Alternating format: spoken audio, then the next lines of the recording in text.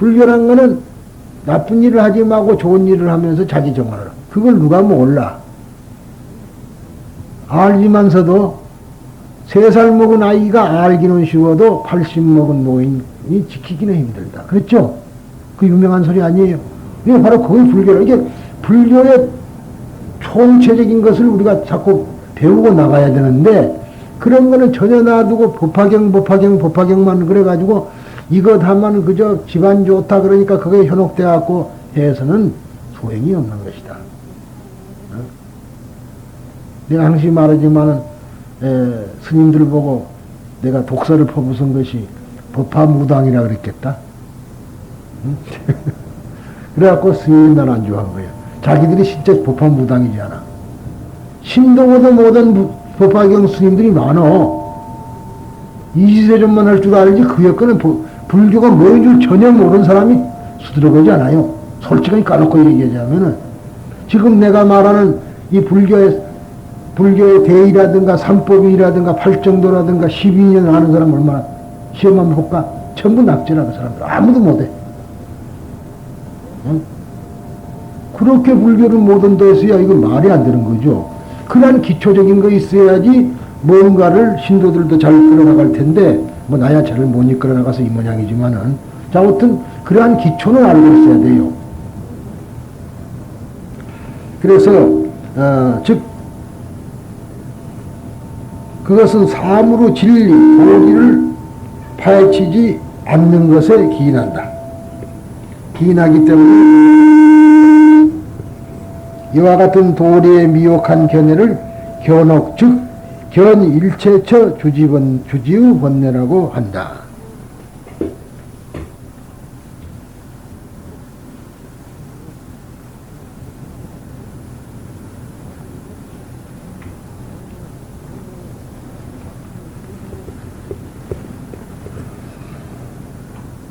다음에 견혹에 반하여 감정상의 번뇌를 사옥이라고 하는데, 견혹은 본 것이고 이번엔 감정상의 번뇌를 말한 겁니다.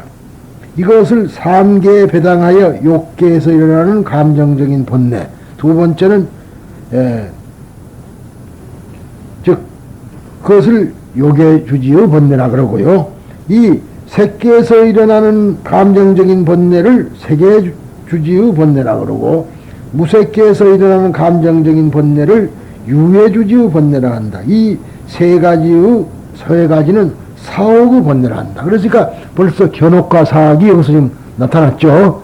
견혹은 일처주지가, 말하자면은 일처주지 번뇌를 우리가 견혹이라 그러고, 사옥은 감정에 의해서 일어나는 것인데, 견혹은 끊기가 쉬운데 사옥은 힘들어요. 끊기가. 사옥은 여기서 3계에 대해서 세설을 할 필요가 있다. 3계라는 것은 인간 유전이 유전하고, 유전 말하자면은 유전이라 그러면은 흘러서 굴러가야 한다 소리니까 윤회를 하는 말입니다. 유전하고 상속하는 미래의 과거로서 성립한 것으로서 욕계, 색계, 무색계의 셋을 3계라 한다. 욕계란 욕소속의 계, 즉 색계란 색소속의 계, 무색계란 무색소속의 계라는 의미에서 애욕, 특히 탐욕, 식욕, 음욕, 수면욕이 소속하는 계를 욕계라고 한다. 이 욕계는 우리가 보면은 식욕, 먹으려고 하는 욕심, 그 다음에 음욕, 그 다음에 잠자는 거요. 이 세 가지. 이것을 욕계라고. 이것은 유전인간이 주하는 세계인데, 이 욕계는 지옥악의 축생수라 인간 및 천상의 유격천이 포함된다. 하늘의 유격천이 포함된다. 그러니까 그 욕계죠. 이제 우리 육도라 그러죠. 육도가 욕계다 이 말이에요.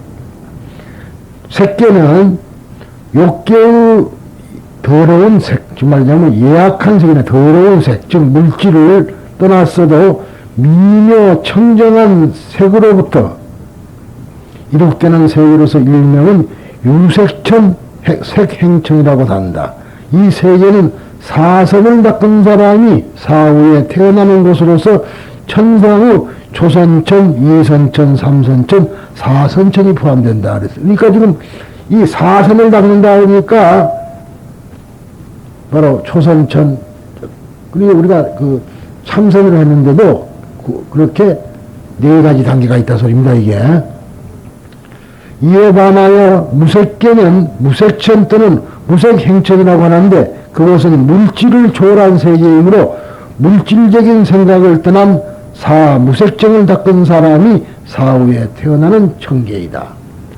그런데 이 삼계 가운데서 욕계에서 일어나는 사옥, 색계에서 일어난다는 사옥을 경우는 욕계주지, 색계주지, 유예주지라고 번뇌라고 한다. 이들은 각각 유정을 욕계에 주하도록 하는 사옥, 색계의 선정에 주하게 하는 것을 집착하여 출리하지 않는 사옥, 무색의 선정에 전주시켜서 출리시키지 않는 사옥으로 되어 있다. 그러니까 사옥이 이렇게 세 가지가 된다 이 말이죠. 이와 같은 번뇌는 수행에 의해서 끊어 없애지지 않으면 안 된다. 안 되나 번뇌를 끊는 수행 단계의 차이에 의해서 견옥과 사옥으로 나눈다.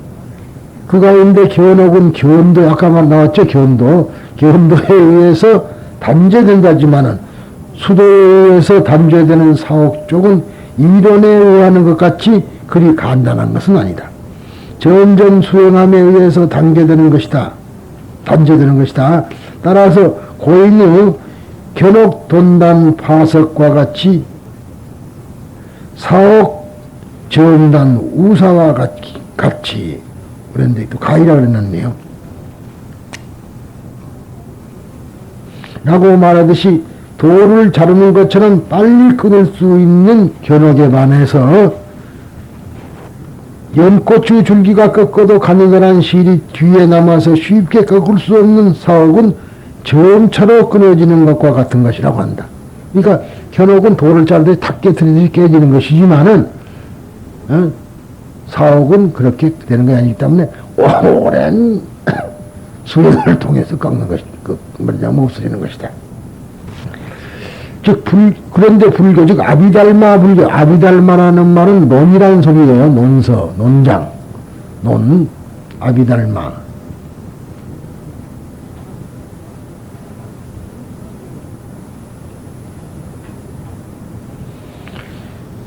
책자 구사론에 의하면 이 구사론이라는 책이 말하자면 불교 심리학책입니다. 구사론과 유식론, 유식과 두 가지는 불교 심리학을 다룬 거예요. 견옥은 사옥보다 작용이 격렬하다며 견옥을 이사라고 하고 사옥을 둔사라고 한다. 이라는 것은 날카롭게 부린다 소리고 둔사라면 둔하게 부린다 소리입니다. 이 견옥에 신견, 변견, 사견, 견추견, 계금, 주견이라는 성질이 명리한 5 이사가 있다. 즉, 이 이사가 있고 하나는 순사가 있다 그랬죠. 그런데 이 이사에는 신견, 변견, 사견, 견추견, 계금추견이라는 그러한 것이 있는데 그 성질이 아주 맹렬하게 날카롭다는 거예요. 사납게 날카로운 5 이사가 있다. 우선 신견은 본래 오온이라는 걸 아시죠? 인간을 구성하고 있는, 형성하고 있는 5가지 요소, 즉 색수상 행식, 그러죠? 오온이 임시로 화합한 존재인 유정의 심신을 집착하여 이것은 나다, 이것은 내 것이다 하는 것처럼 내다, 내 것이다. 그 집착하는 견해이다. 그러니까 어때서 내라는 말이 생겼다 그랬죠. 왜 어때서 내 것이다, 나다 하고 한다 그랬죠. 육체가 자기 것이라고, 자기인 줄 아니까 한다 그랬죠. 육체가 자기인 줄 알아. 그런다고 육체를 버리는 건 아닙니다만은 이제 차츰 나옵니다. 그러나 그것은. 근데 우리가 지금 착각을 하고 있는 것이 바로 그런 것 때문에 착각을 하는 겁니다. 두 번째는 변견이라는 내 몸이 죽은 후에도 상주한다고 하는 상견과 사후에는 단묘라고 만다는 단견에 집착하는 견해이다. 참 재밌죠? 내가, 내 몸이 죽은 후에도 내가 상주한다. 보통 그렇게 생각하고 있죠? 내가 죽으면 내가 있다. 또는 어떤 사람은 아니다. 내가 죽으면 그래서 끝장이다. 그걸 단견이라 그래요. 단면한다는 말. 즉, 단견에 집착한. 그러니까, 견옥에는 이런 5가지가 있지만은 특히나 이런 것. 그러면은, 자, 그렇게 말하면은, 어떻게 이야기를 해야 되느냐. 그렇죠? 이것도 아니고 저것도 아니고, 있는 것도 같고, 없는 것도 같고, 그래서 여기서 생긴 소리예요. 분명히 말할 때, 나는 있기는 있어도 대화가 있지 소화가 없죠.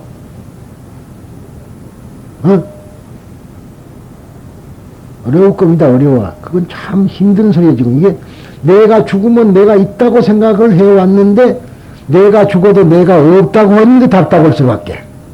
또 그러면은 내가 죽으면 그만이다. 그것도 아니다. 그럼 뭔 말이요? 나도 없다. 그것도 아니다. 그러면 뭔 말?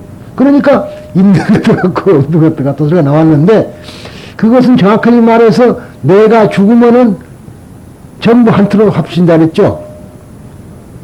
그걸 돼야지 개인의 내가 해경이나 없다 소리를 한다 그 말이라. 그러면 조상치에서는 지랄 못하고 지나느냐? 내가 불러면 온다. 귀신 부리는 게 그런 거라니까. 그러면 왜 거기서 정말 오느냐? 그냥 내가 만들어낸다는 거라. 내가 만들어내는 거요. 죽은 사람도 많은데 해필이면 꼭 그 무슨 뭐 어디 가서 물에 빠져 죽고 뭐 자동차에 치 죽은 사람만 죽은 게 아니잖아.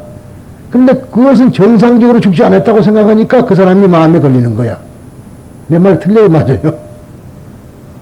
죽기는 마찬가지인데 지금까지 보통 늙어서 잘 죽은 사람한테 대해서 무슨 집착하는 사람이 있어요? 없잖아요. 그 사람이 꼭 무슨 사고사를 당했다든가 그럴 때만 못다 살고 간 사람, 몽달 귀신, 사귀, 그런 거 아니야? 총각이 죽으면 몽달 귀신이고, 처녀가 죽으면 사귀라, 그게. 그런 것이 있는데, 그러한 생각에 집착을 해서 하면 생기는 거란 말이죠.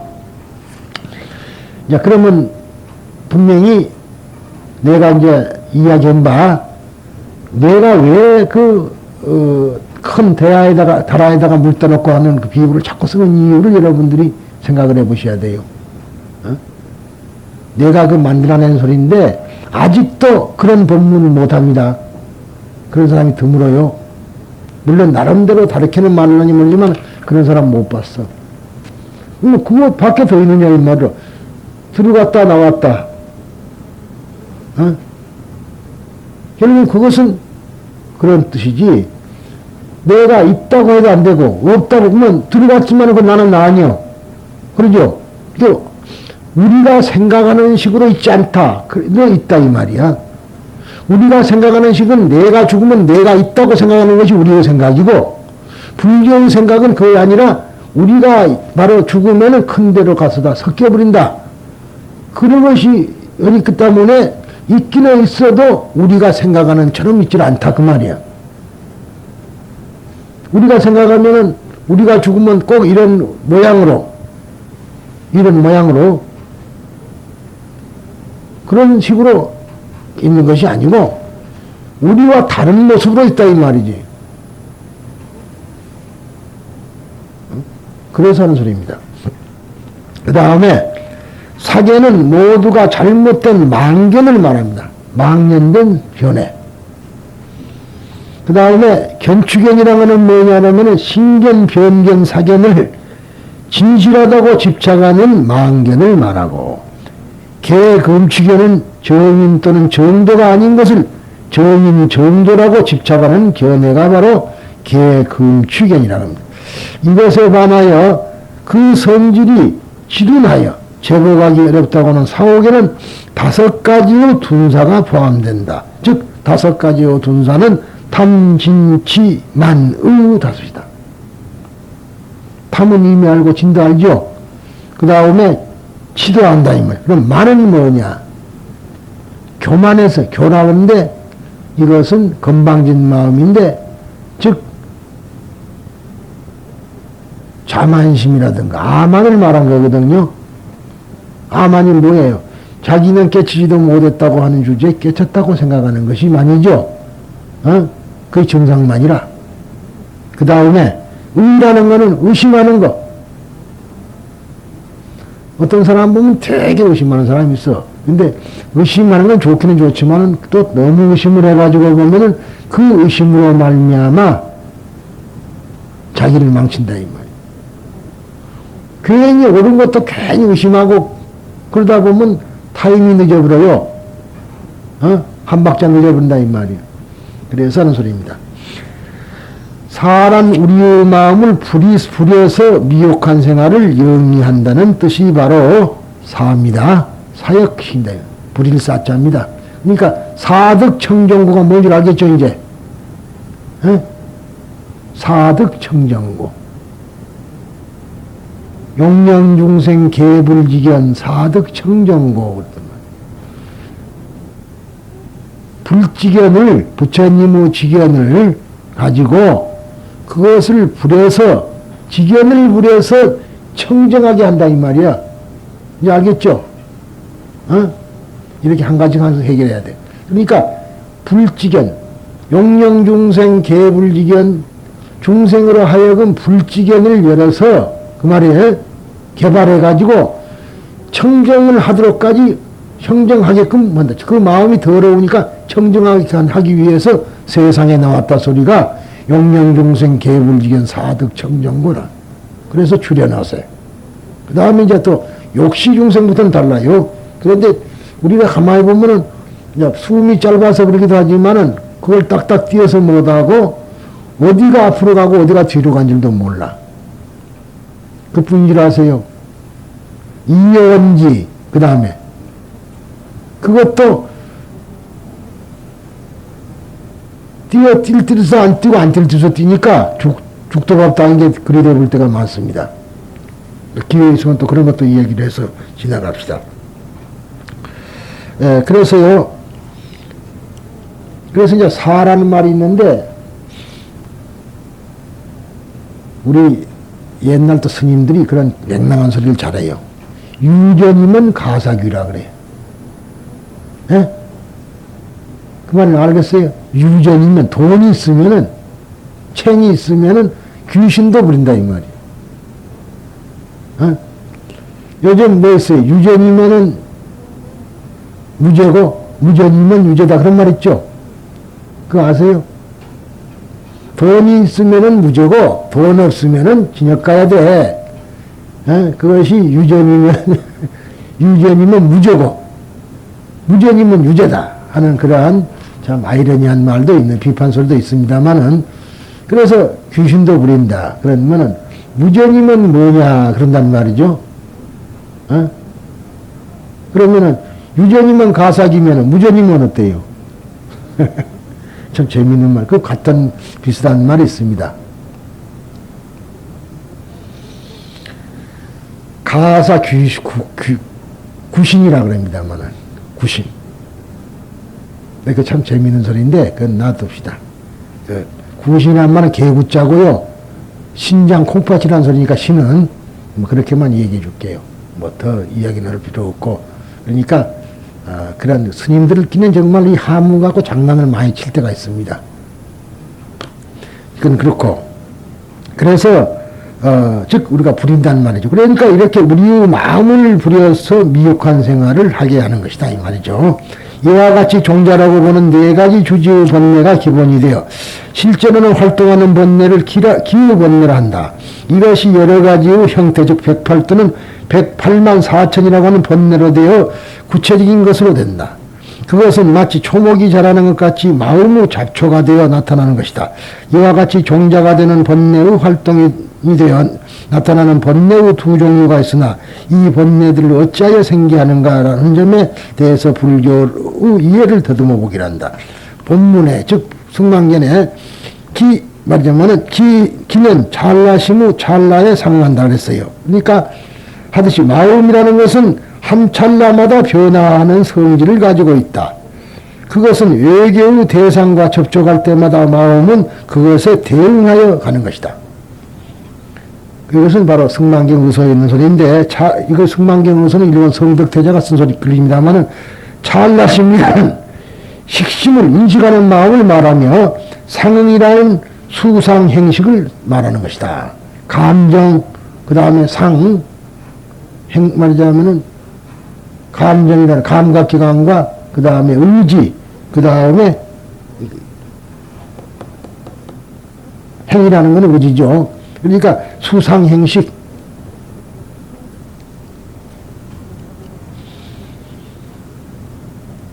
라고 한다고. 우리 인간들의 식심은 그대로 감수 등의 작용으로 된다는 것을 말한다. 불교에서는 인식이라는 색상, 촉법이라는 6가지의 대상, 이걸 6개를 한다 그랬죠. 대상에 안입이 설신이라고 하는 6가지의 감각기관, 즉 이걸 육군이라고 그러죠. 또 그것에 대응하고 안입이 설신이라는 육식이 생긴다. 안식, 이식 그렇게요. 그래서 이것을 바로 우리가 말하면은 근, 경, 식 그러죠. 그리고 이 근, 경, 식의 3사가 화감에 의해서 접촉이 생긴다고 하는 것이 원칙이다. 이 육식 중에서 전오식, 즉 말하자면은 의식 위에 전오식이라는 것은 안입이 설신까지예요. 이 오식은 의식에 의해서 통일되어서 이것은 무엇이라고 하는 인식이 생긴다. 판단이 생긴다는 말이죠. 그러니까 마지막에 식이라는 말은 판단한다는 소리입니다만은, 이리하여 식은 인식 주체가 되고 시망이라 이름한다. 이 식을요, 인식의 주체가 바로 마지막, 그러니까 우리가 말하는 의가 인식의 주체인데, 사실 이것이 말라식이라는 것 때문에 걱정이죠. 이 시망이 일어날 때 그의 종소가에 일어나는 마음의 작용을 심소라고 부른다.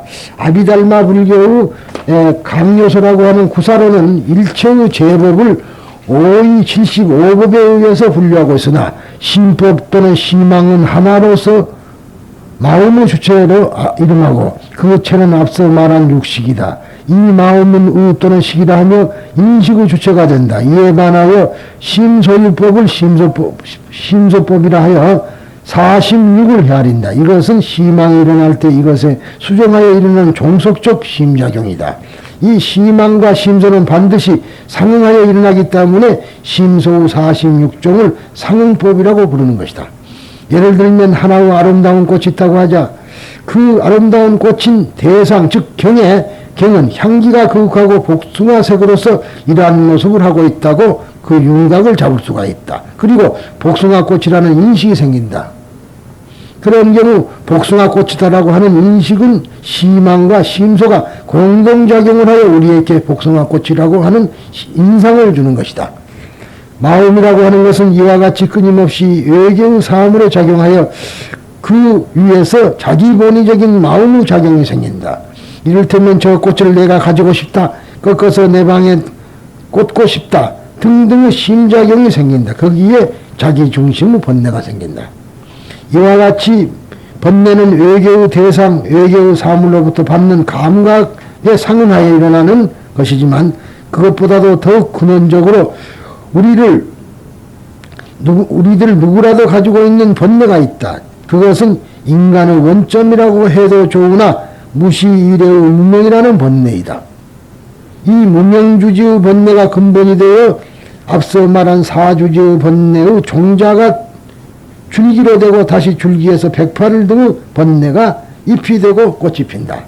우리들에게 중요한 것은 밖으로 나타난 잡차라고 일컫는 번뇌를 배워내는 것도 중요하지만은 그것보다도 마음속에 잠재하는 잡초의 뿌리를 캐내는 것이 중요하다. 마음속에 있는 잡초 뿌리를 캐는 거였다. 그러니까 번뇌를 말하자면 없애려고 노력도 하지만은 실은 내 마음속에 원래부터 가지고 있는 그 뿌리부터 캐내는 것이었다. 그래서 그런데 이것은 이론이지 캐내지를 않으니까 어떻게 해야 되느냐 하면 습을 통해서, 그렇죠, 그것이 일어나지 못하게 발로 받고 있어야 돼.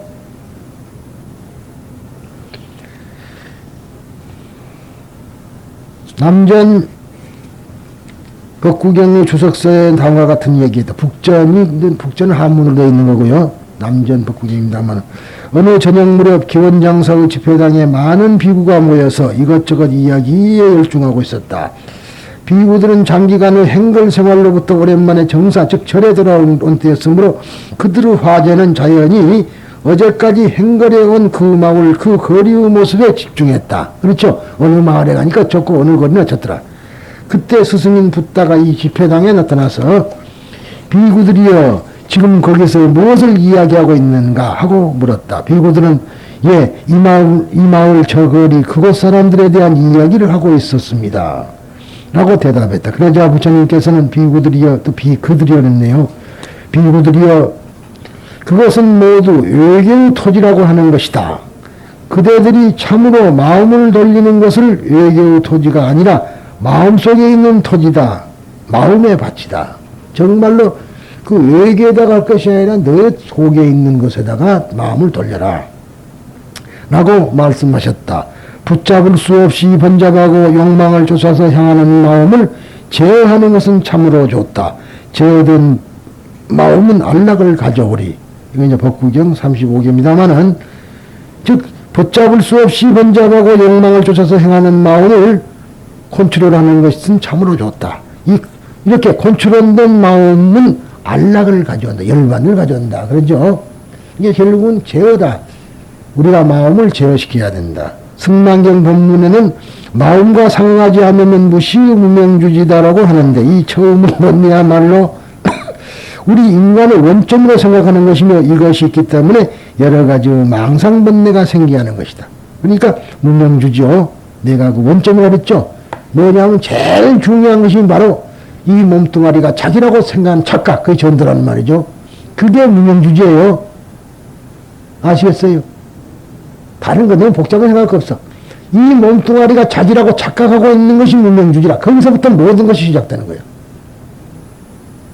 여기에 신불상이 난 외교로부터 자극에 응하여 생긴 것이 아니라 라는 의미로서 여러 가지 기본내의 찰나심이라는 찰나 상황과는 다른 것임을 알 수 있다. 일체의 기본내는 찰나에 생기는 것이지만 문명은 그 근본이 되어 있기 때문에 처음부터 마음속에 있다고 한다. 문명 그 자체는 근본이 돼서 있고 찰나는 그 외계와 접촉해서 그 문명에서 나와가지고 대응을 상응을 한다 이 말이죠. 그래서 하는 소리입니다. 그렇다면 무시례의 번뇌라고 하는 것은 문명은 인간이 영원하게 끊을 수 없는 성질의 것이 아닌가. 여기에 우리는 임마누엘 칸트가 문제로 삼은 근본하고 개념을 상기한다. 과연 문명은 그와 같은 성격의 것이었을까? 문명, 즉 아비자라 그럽니다만 아비디아라고도 하고요. 문명이란 원래 명지, 즉 진실한 지혜가 없는 것이 문명이다. 이 말. 진실한 지혜가 여실지견을 결여한 것이다. 아까 말했죠. 여실지견. 있는 그대로를 보는 것. 그것은 진실한 지혜, 여실지견을 획득할 때 문명은 명으로 됨을 의미하고 있다. 그러죠? 여실지견을 획득했을 때, 그런데 그것은 이에 반하여 근본악을 문제로 하는 칸트의 입장은 나의 행위가 보편적 율법에 상응하지 않아 그 때문에 악을 버리고 선을 추구하려고 한다. 더구나 선을 하려고 해도 할 수 없는 것에 윤리에서 종교의 세계에 들어갈 수밖에 없었더라고 이해한다. 불교의 입장은 선과 불선, 문명과 명을 대립적으로 생각하는 것이 아니라 표리의 관계에서 화가고 문명이 여실지에 의해서 소멸되는 곳에 명이 나타난다고 한다.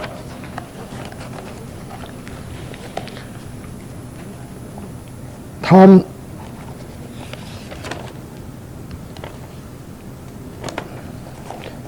탐수면을 버리고 진수면을 제거하고 내가 있다 하는 견만 수면을 근절하여 무명을 버리고 명을 일으켜서 현법에서 공우매를 이룬다. 이것이 중부안경에 있는 겁니다.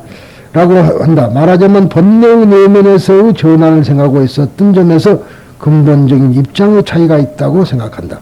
그러나 과연 문명의 멸, 즉 진실증의 획득은 있을 수 있는 것인가라는 질문이 당연하게 제기될 것이다. 진실증을 얻은 뭐예요?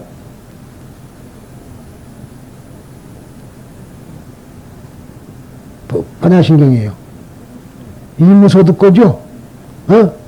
법은 어딜 봐도 없어. 원래 가지고 있는 거니까. 이런 거 차츰 여러분 이해를 해야 될 겁니다. 그러니까, 진실증 획득은 있을 수 있는 것인가라는 질문이 당연히 제기하시다. 승만경은 이 문명주지는 비유해서 말하면 욕계 제6천의 마왕 파순의 마의 권속을 시켜서 정법 홍통을 방해하도록 한다. 그런데 그 힘은 극대하여 말하자면 번뇌왕이 된다. 이 번뇌가 있는 이상 사종의 주지 번뇌의 근절은 있을 수 없고 또한 모든 번뇌를 제거할 수도 없다고 한다. 그것은 오직 부처님의 보리지에 의해서만이 없앨 수 있는 것이어서 아라한이나 벽지불은 도저히 불가능한 것이라고 역설하고 있다. 그러니까 그러면 아라한도 못하고 우리도 못하면 어떻게 하느냐? 보살도를 통해서 여실지를 얻어야 된다. 보살도. 그러니까 결국은 아라한과 벽지불은 보살도를 안 하죠. 보살도를 해야 된다는 것을 지금 여기서 이야기를 하고 있는 겁니다. 그러니까 우리가 원래 이 무명지라는 거는 명으로 바꾸는데 바꿀 수는 있어도 그 자체가 영원히 사라지고 없어지는 건 아니다 소리죠. 그러면 사라지고 없어지지 않으면 그럼 그대로 살아야 될 것이냐? 그것이 아니라 우리들은 그렇게 노력하면서 자기 인격을 완성해야 된다. 그런 소리 아닙니까? 좀 어려우시면 집에 가서 꼭 한 번 더 읽어보시고 다음 시간에 질문해 주시기 바랍니다. 좀 어렵다고 생각 들죠? 그런데 외울 것이 많아 거기서. 근데 외울 거는 외워주세요. 분명히.